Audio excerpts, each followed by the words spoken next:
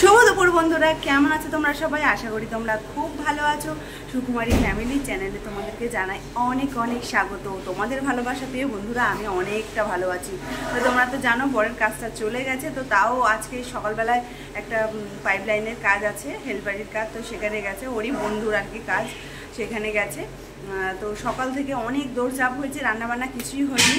তো সেইটুকুনি তোমাদেরকে দেখাবো। সকাল থেকে না কিছু ভিডিও করা হয় না বন্ধুরা। সকালবেলা যাই কাজে, 8:30টার সময় আসি, ছোটো মেয়ে ততক্ষণ স্কুলে চলে যায়। হ্যাঁ, তারপরে বড় মেয়ের স্কুলে টিফিন করানো থাকে, ওকে চুল বাঁধা থাকে, ও কিছুই তেমন পারে না, ওকে তৈরি করা থাকে। তো যাই হোক, সেই সব ঝামেলার মধ্যে ছিলাম। তারপরে ছোটো মেয়েকে আনতে গেলাম, বাজারে গেলাম। বাজারে আজকে তেমন মাছ পাইনি, কিন্তু মাছ পেয়েছি ফ্যাসা। আমার বড় মেয়ে তো খেতেই পারবে না, ডিম আছে, ভেজে দেবো আমি। আর ছোটো মেয়েকে বেছে বেছে তবু একটুখানি খাওয়ানো যায়, ও মাছটা ভালোবাসে খেতে। তো বন্ধুরা, কাজবাজ করি আর তোমরা আমার সঙ্গে থাকো। আজকে সামনের একটা ফ্ল্যাট হচ্ছে, তো সেখানে মোটর চলছে, মানে ঘ্যার ঘ্যার ঘ্যার ঘ্যার আওয়াজ।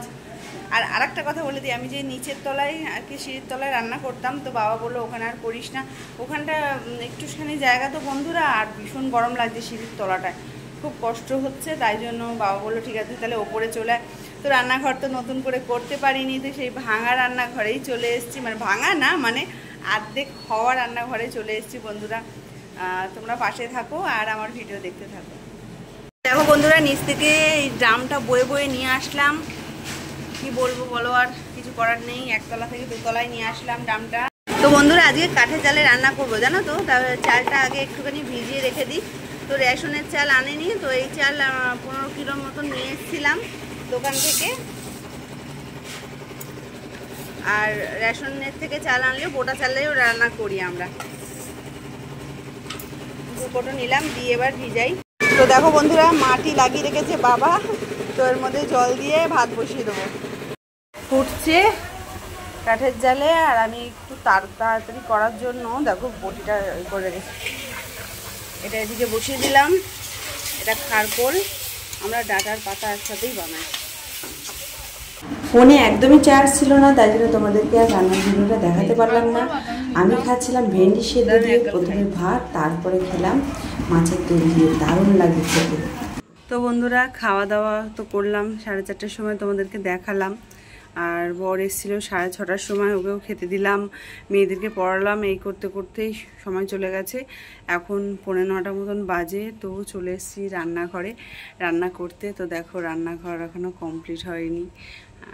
বলে কথায় আছে, ভাগ্যে নেই কো ঘি, ঠকঠকালে হবে কি। তো যাই হোক, আর আটা নিচ থেকে মেখে নিয়ে আসলাম, কারণ আটার ড্রামটা নিচে আছে, চালের ড্রামটা আমি উপরে নিয়ে চলে এসেছি। আর আটা মেখে নিয়ে এসেছি। আর এখন পটল কাটবো, আর পটল আলু তরকারি করবো, আর রুটি করব। আর বর খাবে, এই তো সন্ধ্যেবেলায় ভাত খেয়েছে, তাই ও বললো ভাত খাবো না, রুটি খাবো। আর মাও রুটি খাবে, আর আমার বড় মেয়ে, আমিও রুটি খাবো। আজকে আর ভাসুরদের রুটি দিতে হবে না।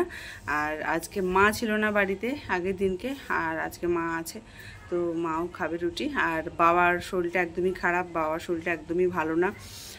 মানে পায়খানা করতে গেলে বাবার রক্ত পড়ছিল 3 মাস আগে। তো বাবাকে ওখান থেকে বলেছিল তুমি রাত্রিবেলা, মানে ডাক্তারখানা থেকে আর কি বলেছিল যে তুমি রাত্রিবেলা হালকা খাবার খাও। তো বাবা দুধ খই খাচ্ছিল, মুড়ি খাচ্ছিল, দুধ খইটাই বেশি খাচ্ছিল, আর দইও খাচ্ছিল। দই খেতে খেতে তো বাবার ভীষণ ঠান্ডা লেগে গেছিলো, চোখ মুখ ফুলে গেছিলো। তো বন্ধুরা, আজকে সকালবেলাতেও বাবার এরকম হয়েছে, মনটা ভীষণই খারাপ।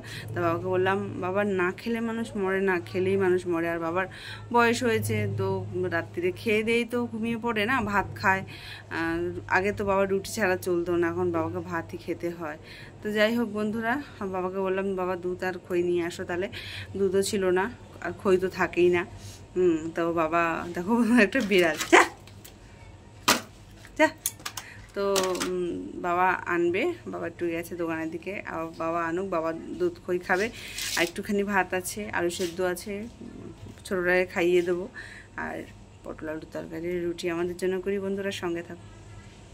তো বন্ধুরা, পটলেই কাটলাম, এবার পটলটাকে ধুয়ে নিয়ে আসি, আলুও দেবো পটলের মধ্যে। আর এটা দেখো কি বলো তো, এটা শসা। আমি হঠাৎ করে, মানে এই ঝুড়ির মধ্যে বাবা পটল রেখেছিল, তো শসা ওদিকে রেখেছে। তো ভাবলাম যে এটা মানে পটল, তারপর দেখছি না শশা। তো যাই হোক, শশাটা খাওয়া যাবে ভালো করে ধুয়ে। তো এটা ধুয়ে আগে ভাজা বসিয়ে দিই, তারপরে আলু কাটবো। তো বন্ধুরা তরকারি বসিয়ে দিয়েছি, পটলটা আগে ভেজে রেখে দিয়েছি, দিয়ে আলু ভালো করে ভেজে আলুর উপরেই সব কিছু মশলা টশলা দিয়ে ভালো করে কষিয়ে নিচ্ছি।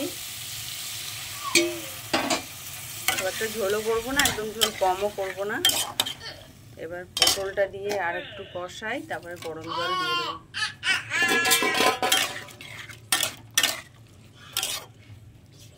এসে জ্বালাতন করে মারছে আমাকে।